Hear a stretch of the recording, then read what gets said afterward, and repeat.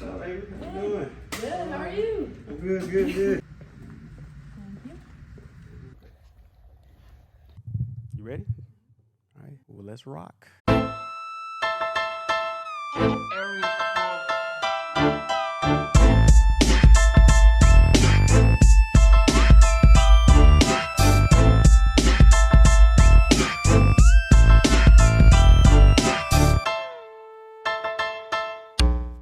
What's up, everybody?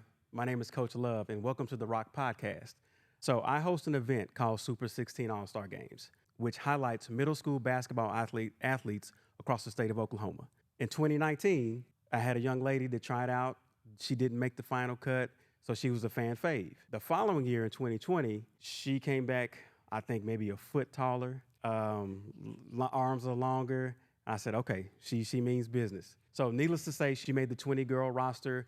And from then on, she has been cooking ever since. Graduating in 2025, 6'1", Edmond Memorial shooting guard, University of Utah commit, Avery Hjelmstad. So how you doing? I'm doing great. Good. Yeah. So first off, what is a Ute?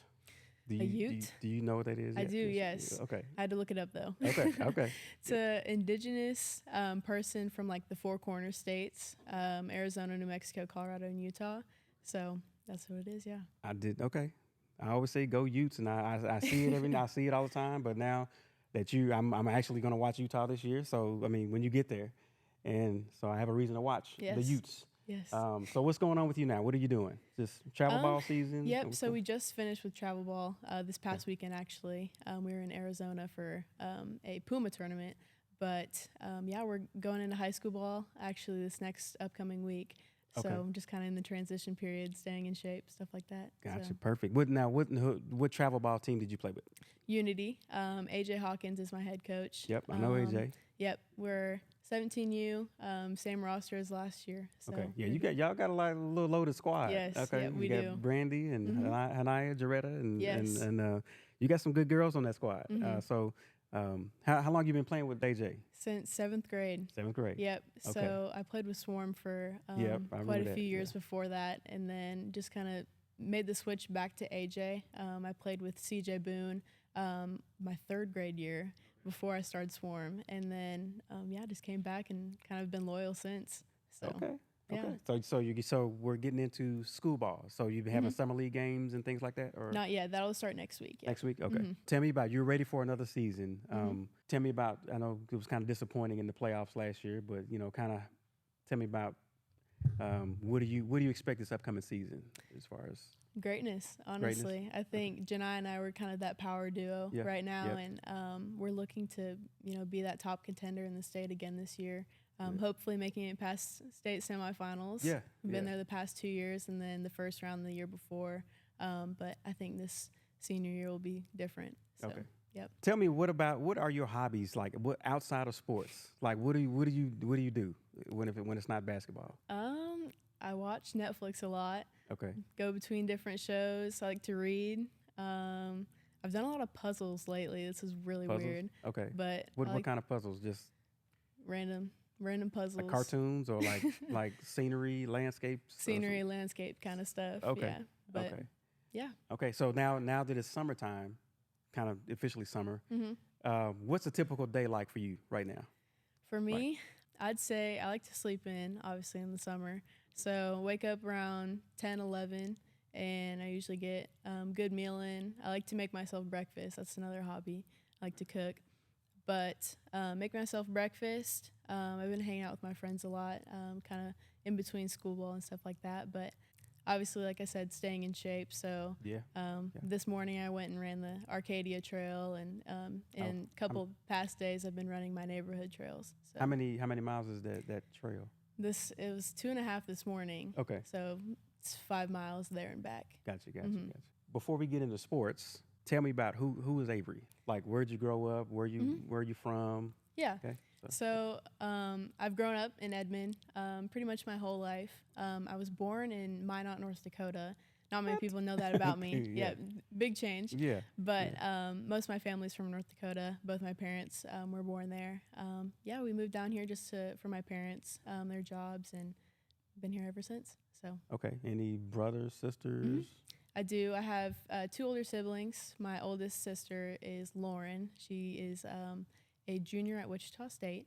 Okay. She used to play basketball, but did not get blessed with the height like my brother and I. She's about 5'6". Okay. So, she quit after high school, but she's kind of in between engineering and the medical field. And then my brother, Carter, he's going to be a sophomore this year. He was just recently at Pittsburgh State in Kansas playing basketball, but then he transferred to, I think it's an NAI school. Southwestern in Winfield, Kansas. So so you mentioned your parents. How are they? I mean, what are they like? Or So they're both played basketball. Both did a bunch of sports in high school, and my dad played basketball in college. But I think most people kind of have this parent relationship where they're both on completely opposite spectrums. But my mom is kind of the one that I'll tend to stay away from after games, stuff like that. She let you have it, huh? Yep, of course. And then my dad is kind of the opposite, where he's like, "You had a great game, no matter how well I played." But I think they contrast each other well. Okay. So, Well, you got to have that. What schools did you attend? Like elementary? Middle school? Yep, I went to Centennial Elementary. Okay. And then I went to Central Middle School next to Memorial. That's right. Yeah, Yep. Edmond Central. Mm-hmm. Are they like gold and black or something like that? Yep, that's right. Yeah. Did you have any, like, as far as growing up in the younger years, did you have any role models or anybody that inspired you to think big or go harder or do whatever? Yep, I would say, so my sister played for the 4 years before I went to high school at Edmond Memorial, and she played with a few people that don't even play basketball anymore, but they kind of inspired me. Taylor Norman, Aaron Erdos, Caitlin Levings. She plays at Tulsa now. Yeah, lots of Edmond Memorial players. I think they just kind of shine light on, obviously, the facilities and Memorial and being a Bulldog and all that stuff, and it just made me love basketball even more. Cool. That's good. Did you, so again, during your younger years, did you have any like significant like challenges or things that just bogged you down or whatever, you just couldn't go anymore, or just, anything like that? Did you have any? I would say I'm lucky. I've never really injured or been injured before. Okay. No major injuries, but I wouldn't say I had anything that really made me not like the game. Okay. I've always kind of had that love. And how many sports did you try? How many sports did you play growing up? Lots. I definitely tried a lot, Okay. but I think what stuck the most was probably softball. Okay. I did that for about 5 years before really starting basketball, and then I did cross country, still do track, bunch of different running stuff. You still do all of those now, or just track and Just track basketball? and basketball right now. Okay. Yep. Yeah. So I've seen some posts on Twitter that you so how were you in basketball? I mean, track. As far as, did you win some awards and stuff like? I did, yes. So I specifically did high jump the past 3 years. I started it my freshman year and just kind of got good at it. But yeah, I was first team I think it was All-State first team my freshman year. Last year I was 4th in state for high jump. So yeah. Well, that's good. That's a good deal. Did you, and playing all those sports growing up, did somebody make you do that, or did you just want to do it? I think I just wanted to challenge myself, honestly. Right. But I kind of knew I was always going to be a basketball player. Oh, so. Really? Okay, so when did you realize that? Probably 3rd grade, yeah. 3rd grade? When I started AAU and all that stuff. Okay, and that was the first coach you mentioned? C.J. Boone. C.J. Boone. Coach Boone, yep. Okay. Mm-hmm. Still surrounding all the games and sports that you played. Mm-hmm. Was there ever a time where you were frustrated or, I know you talked about it before, there's nothing that really never made you want to quit, but like sometimes, like maybe in a game, there was something that ever frustrated you, or somebody was guarding you too hard, or? Yes, for sure. And I'd say my parents kind of raised me to never take one game too heavily. I'd say, you can have a bad game, you can have a bad weekend, a bad summer, and still be okay, and just know that, the next game, look ahead to the future and know that the next game is going to be better. Have you ever secretly punched somebody in the game? I have not. I've not. Come on now. I know you. I would say there's times where I can get physical and stuff like that, but I know personally I'm like, rather than being, physical with somebody or trying to get in their head mentally. I'd say I'm more the person that likes to showcase, my talent, my skills, let that show itself. Yeah, I understand. Yeah. I was a little different. But, so when I played football at Oklahoma State, or even in high school, I would, like you said, you can get in people's heads. But what I used to do in playing football, I was a receiver. I would come off the line and hit them in the throat, and they wouldn't know what to expect. So I get them out the game, so they're ready to fight, and I just go right by them, score a touchdown. So just made it easy for myself. Yeah, it works. But it works. Before high school, who was that one person that pushed you the most? Or it could be, I guess, a couple of people, but who pushed you the most? I would say probably my brother. He had kind of gone through the process himself, and I would say that even now he helps me a lot. But, like you said, not making the all-star team my 7th grade year, and, he was constantly in my head about, you need to work harder. You need, you're going to have a growth spurt. You're going to have all this different stuff, and you need to become better in the next year to make that all-star team. And he just constantly pushed me, and it was a testament to my growth back then, and he was the person behind it. So good. I've seen him play a few times, and he's a pretty good athlete. And when I heard the name announced, I was like, that must be. There's no other name like that. So I'm like, I figured it had to be your brother. Yes. Yeah. So tell me about him. Is his approach to the game the same as yours? I would say so. Yep. He's a 6'5" shooting guard, small forward. I would say he's a little more undersized for his position, but he is pretty much the same. I'd say mentally, we have the same work ethic, always pushing each other, running, and we get in miles together for sure. So all the coaches that you've had growing up, as far as you said, you played softball, basketball, track. Did you run track or just okay? And did you never play volleyball? I never did. No. Have they been trying to recruit you to play volleyball? Yes, every year. Yeah, I would too. You like 6'1", 6'2", Yes. 6'1", So, do you remember all the coaches from back then? The coach names besides Boone and Hawkins. Who were your other ones? So my softball coach, Barry Hollyman, he was one of my teammates' dads. He played football at the University of Oklahoma. I think I'll always remember him. He's an amazing coach.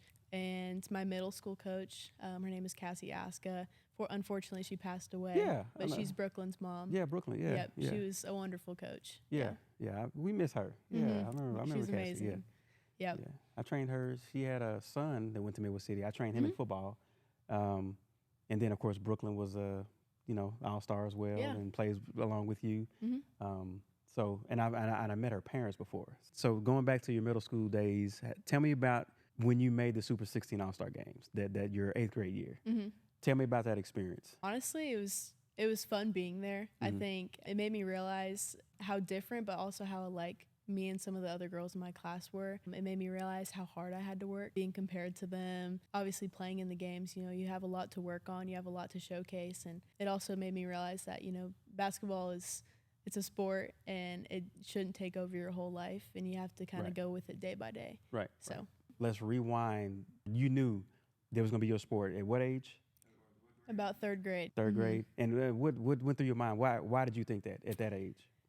My family had always played basketball. My siblings were honestly very good at basketball. I always kind of looked up to them, but I knew it was kind of almost a legacy for me to keep playing. Right. So, yeah.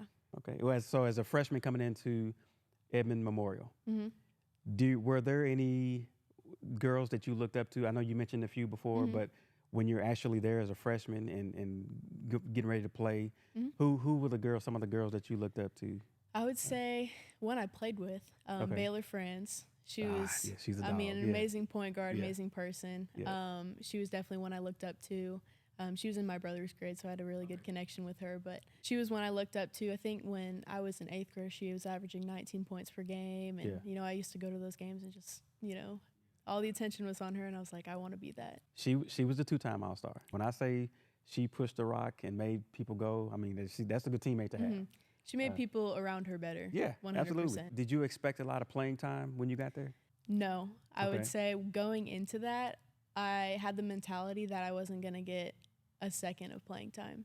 Okay. And I think going into practice, going into summer league in the off season, it helped me realize how much harder I had to work because those girls were 2 and 3 years older than me. You know, blessed with the opportunity to be able to start my freshman year because I had that mentality compared to my teammates. In high school, you said you didn't have any injuries. Hadn't had any major injuries? I've not. Okay, well, good. Knock on wood. Knock on wood. Other than injuries, were there any other challenges? Yep, I would definitely say so. My freshman year, we kind of had a culture challenge. We had multiple, kind of coming to Jesus meetings, and just kind of we had to get together multiple times and just figure out the culture of our team and how to really work together on and off the court. And that was just my freshman year alone. And my sophomore year, thankfully, I didn't have many injuries, but most of my team did. 1 through 10 players had something I wrong. remember that. Yeah. And so it was a challenge for me to kind of step up and be the voice of the team and try to lead others younger than me and even older than me as a sophomore. Lots of different challenges, but stuff that we were able to come past. So you mentioned being a leader. Did you get those traits or characteristics from your brother or your mom or just Coach AJ? I mean, I don't know where. I would say lots of different people. Like I said, Baylor, she was that person when I was coming in as a freshman. She taught me those attributes and, how to really use your voice and, impact the game in ways that isn't just scoring or being on the court, being a good teammate on the bench and stuff like that. And that's what really ultimately brought me up and helped me become a leader on my team. Tell me when you think or when you thought you were going to be so good you were going to play at the next level. When did that enter your mind? Oof. Man, I'm going to play at the next level. I'm going to. When did that enter your head? I would say it probably started with Super 16. Okay. Knowing that I could compete and be compared with some of the top people in my grade, it gave me that confidence, and I knew that I had a lot of work to do going into my freshman year and stuff like that. But like I said, hitting that growth spurt, I knew I had, to be able to shoot over people, to be able to dribble the ball and not just be someone that had height on the court. And so you were versatile. Yes, versatility is what I had to work on my 8th grade through freshman year. So who helped you with that the most? Was that AJ? Or AJ. Training? Yep. Okay. He definitely taught me kind of the more athletic side, whereas my swarm coach, Jim Perinovic, he taught me the fundamental side, which helped me mix the two. I love Coach Jim. Yeah, that's my boy, Coach P. So I'm going to ask you this. Have you ever scored a basket for the other team? I have not. When you were little? Or? I have not, and that's something I can be proud of. Well, good. Have you seen anybody else do it? People on my team, teammates have, for sure. Okay. I'm like, oh my gosh. Did you slap them? No, I could have. I could have. Well, I hope you didn't lose because of that. But yeah. During your time at Edmond, how do you balance academics and sports? Honestly, my parents have kind of always had the expectation that school comes before athletics. Right now, I have a 4.0 GPA. Okay. And I wouldn't say, I wouldn't have, done that without them. But I would say that a lot of it is just before you go to, basketball, 7th hour or something, you have to get your homework done, and as soon as you come home from school or from practice and you're not done with your homework, you better get it done before you can get on your phone. Yeah. That's always kind of been the expectation. So. Gotcha. Yeah. So if there was one player in the WNBA or the NBA even, who would you think like you would mimic, or who do you think your game is most like? I'm kind of a mix between players.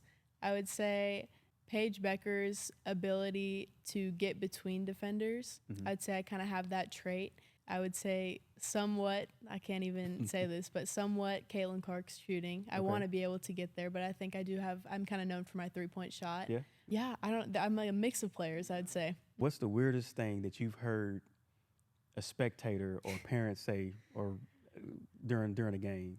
I've had multiple parents come onto the court and talk to me specifically about their child. Because you punched them in the face. Yep. Yes. That's what it was.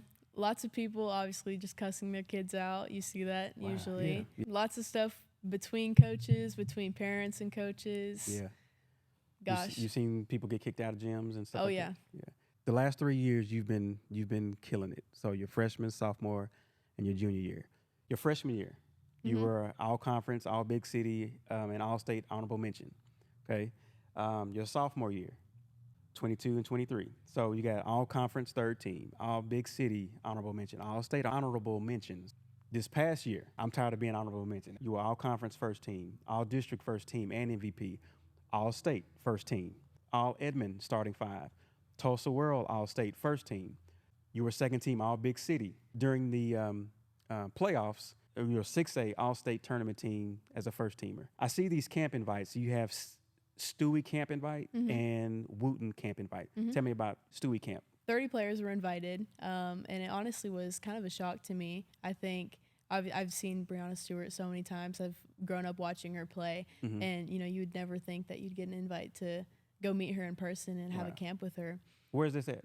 So, we got flown out to Brooklyn, New York. Wow, okay. Yep, and they had a gym there. I think she trains there, and we were split into two groups and had different trainings and fundamental skills and, different finishing, different shooting drills and stuff like that. And we got to experience what it's like making shoes, what it's like, branding yourself online and NIL deals and stuff like that. And it was honestly just an incredible experience. And some of the people I'd never seen before, and they're some of the top people in my class. And it was just a way for a lot of us to get together and get to know each other. You're ranked in the ESPN top? I am, yes. Yeah, we got a lot of Oklahoma girls that are ranked. Lots.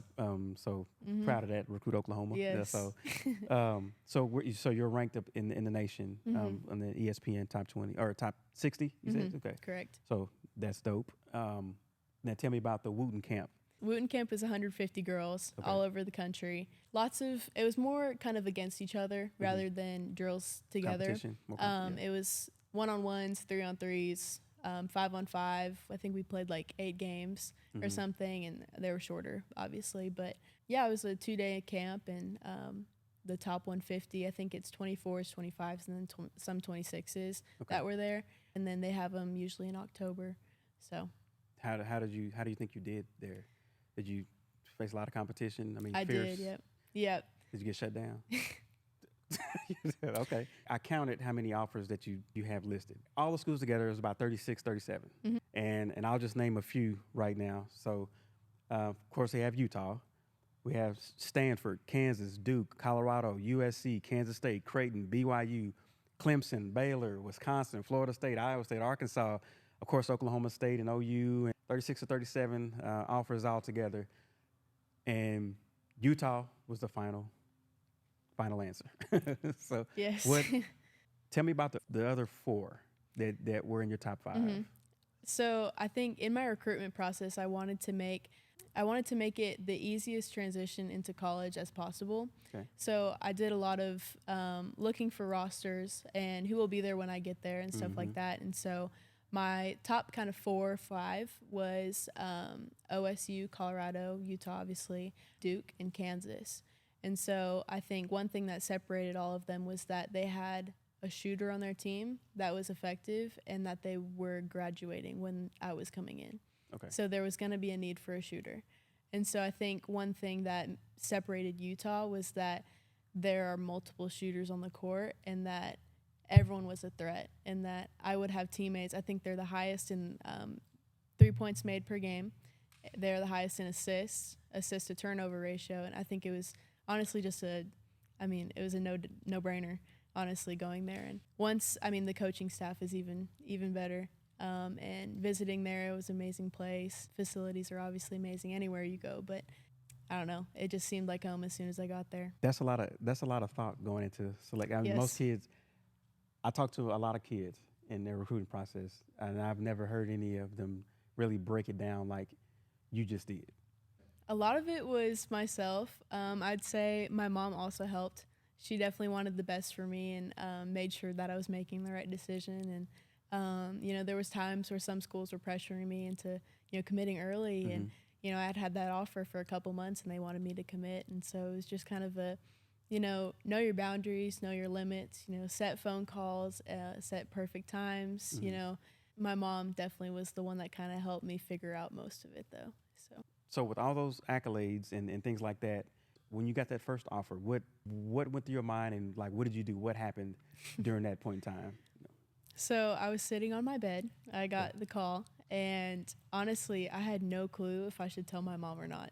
Okay. I was like, who was that from? It was from McNeese State. Okay. I have two players that played on Unity before me that were there, and I found out that one of the players had told the coach that I was a good player and that they needed to offer me. And I immediately texted her after the phone call, and like I kind of going off of what I said earlier, I was nervous to tell my mom because I was like, should I like wait? Should I like surprise her? Like all this different stuff. And I was just so happy for myself. And, you know, some people in my grade were getting offers in 7th and 8th grade. And I was like, I don't know if I should post. I don't know if I should do this, all that. And because you want to be humble about it. Yes, but correct. you want to let everybody know. Exactly. Yeah. And I obviously ended up posting it. And that was in between my freshman and sophomore year. And it just kind of helped me realize that I had a lot more work to be doing. Good. Yeah. Did that soon after you posted that, did you start getting like soon after that, or was it after the next year and then start rolling in? So it was pretty much immediately after that. Okay. I got a couple D2 offers, low major D1, stuff like that. And then my first big one was Arkansas when I went to visit in, I think it was maybe August of my sophomore year. And that was my first Power 5. And I was like, oh my gosh, like, can't believe it. I knew that, you know, there was still a lot of work that had to be done, and it was just the start. Were you worried about recruiting much anymore after that, or did you kind of know okay, I know I'm going to get more? Yeah, I would say I didn't expect to get any more. I knew that I always had to show up to those tournaments, those live periods, and, you know, put the work in, and also make my teammates look better as well. I was fortunate, me and Brandy, were fortunate that summer to get those offers. And knowing that there was going to be coaches on my baselines, I think I just knew I had to show up for the games rather than just expect the offer. Everybody handles recruiting differently. Like, and you had a different approach to analyzing teams that you know that are recruiting you. You know who's coming back and what's their percentages, what the coaches and things like that. How did you handle talking to the coaches from those colleges? Did you do most of the talking? I did, yes. Did? Okay. There was honestly minimal talking to my parents, and I think that's also one thing that set apart Utah was that they did talk to my parents. But I mean, June 1st is coming up for the 26s, and that's when coaches can officially contact them. And so obviously that was me last year, and I think having that flow of coaches at that certain time, I was kind of stressed out. And looking back, I definitely could have kept my recruitment open longer, I would say. When I closed it in September, I knew that my top school would be in the 8 that I chose. But there was lots of schools calling. I couldn't handle it all, so I got a little stressed out, I would say. How many visits did you actually go to visit? Mostly unofficial, yeah. I took 3 official, but I would say probably 15 plus unofficial. I took a lot. I think I went a lot of drivable distances, a lot of the Oklahoma schools. I went to Nebraska, Arkansas, Texas Tech. I really just wanted to open my options and really see every school in person. What advice would you give other athletes as far as recruiting? Like again, you should like write a little sheet of paper, like you just said. Okay, look at this, and give it to the younger kids. I would say that, like I said kind of earlier, that you can't take every game so seriously. Know that you're going to have bad games and you're also going to have good games. And sometimes coaches look for how you react and your emotions during those bad games. I would say in the recruitment process, know that your time is yours and that no coach should randomly call you or no coach should mess with your time or your time with other coaches. Don't let anybody pressure you into a decision that you don't want to make, especially not too early. NIL, name, image, and likeness, has been pretty prevalent last couple of years. What are your thoughts? What are your pros? What do you think is good from that? I'd say pros. Obviously, universities and companies can connect with players, give them money. I mean, that's amazing for players, an amazing opportunity. I'd say cons. It probably can create some culture problems for teams if people are making more than others. On good teams, you wouldn't see that conflict, but some teams might have that issue. I think it's a great thing for athletes to be recognized. So well, and so just I don't want you to get in trouble, but you have to do a service for that company. Yes. So I know they can't just, although it probably happens, but they can't just give you money and just say, hey, you can have it.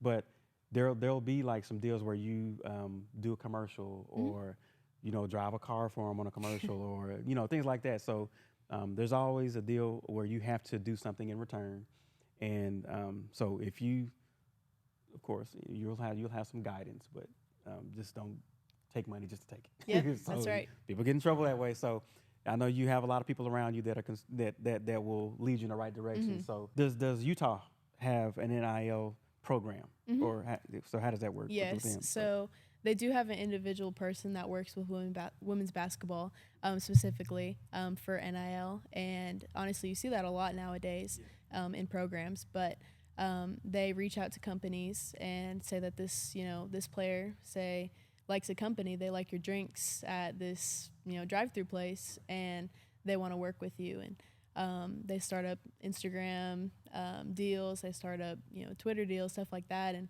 I think they have a collective, which is basically a pot of money that people can donate to, and each individual player gets a amount of that money. And so I think recently the players at Utah got cars. They all individually got cars, and I think it was the gymnastics team and then men's basketball and women's basketball. And I mean, that's just an amazing thing that people can, people's money is going into. I think it's insane. I wish I had it back then. So when I was in college, I think one of the first NCAA football games came out, and I saw my number on the screen, but nowadays I could get paid for it, you know, and so I wish we had it back then. The transfer portal, and now it's in the high school. But as far as college is concerned, I know there's pros and cons to it. What do you think? How could it benefit an athlete as far as the transfer portal? I mean, in your thoughts? I would say it can benefit an athlete because, you may be stuck in a position at a school that, maybe you don't like the culture there. Like I said, maybe you have those NIL conflicts where people are making more money than they should, or I think there's lots of different sides to it. I think I wouldn't want to play with a person or a team specifically that recruits out of the transfer portal, which is also another reason why I chose Utah, because if you look at their, the past couple of years, they've had minimal people leaving and going to different schools, and they have minimal pickups from the portal, which means they really want to develop high school players. And so it's kind of a testament to their culture, their team, and their players want to be there. And the coach, sounds like the coaches are I mean, if you retain players, that's good. You know, so and obviously the culture is good. So you've done your research. I mean, I mean that's a pretty big decision to choose your college, and that's where you're going to be the next 4 or 5 years, and ultimately getting a degree, and also playing in the WNBA. I mean, is that a goal for you? That is, yes. It is? What I was going to ask you earlier. Brianna, you mentioned Brianna Stewart. What team does she play for right now? The New York Liberty. Liberty, that's right. That's right. Yep. What's your favorite team with WNBA? I think the Aces obviously are pretty good. Like the Aces, back to back. They're an easy choice to pick. I would say I like the Wings. Okay. I like the Liberty, obviously, with Caitlin Clark going to the Fever. I was gonna say, do you like the Fever yet? I do. Okay. Sucks that their record is so bad, but they'll get there, I think. A lot of people, there's been a few people saying, "Oh, look at Caitlin losing again. She's not doing too well," and she's no. You have to understand, she's playing with one of the worst teams from last year. Yep. And so it's not just Caitlin losing; it's the whole team. It's the whole team. And if you look at, I thought I saw a tweet just the other day. It compared the top 10 chosen in this past draft, how they're all performing. Yeah. And guess who's number one? Caitlin Clark. Yeah. So she's doing the best out of all the ones that have been recruited. I mean, drafted. So hats off to her. What are the negative effects? I would say some people may be recruited into a specific position, and the transfer portal can bring someone in that has 2 years of experience over you, and you may go into a school thinking that you're going to start, you're going to play, and that person plays over you. It's just kind of it's a bad deal, but yeah. Do you think it hurts high school players? I chose to commit after the portal closed. So I wanted to see anybody that went in, and I wanted to see anybody that left Utah before I actually committed. And so I know some people kind of not get trapped, but they commit or they're really all into one school, and then their whole team leaves, and then they have to pick up 7 people from the transfer portal, and you're kind of stuck in that situation, and I wouldn't want to be there. Last question for you. So we all know, I mean, if you play sports, the game is full of momentum, and you know you can gain momentum. Momentum shifts, so games can go one way or the other just depending on the momentum. So, as far as life goes for you, what point in your life would you say? I mean, your life is not very long yet. It's only, what, 18, 17 years now? So 16 years now. So in your 16 years, yeah, have you had any major momentum shifts in your life, whether it's positive or negative, anything like that? Yeah, I would say I wouldn't say I've had any major momentum shifts. I've been taught to keep it in the middle. Keep it as close to the middle as possible, and you're going to have bad games, like I said. You have to know that you might have a bad game, and then the next game is going to be your best one. You have to have the mentality that you're going to make up for what you did bad or what you didn't do so great at. Like I said, I haven't had many major, but keeping a balance is what matters. Okay. So. Okay. That'll wrap up our question and answers with Avery Hjelmstad and the Edmond Memorial shooting guard, and also the University of Utah commit. So very much luck in the future, so in this next season and on to the future. I've always since the first time you played in the Fan Fave game to the next year, and when I saw you that next year, I said this girl's gonna be something. So I wasn't lying. so good job. Thanks for coming on. I appreciate it. Yeah, thank you. All right.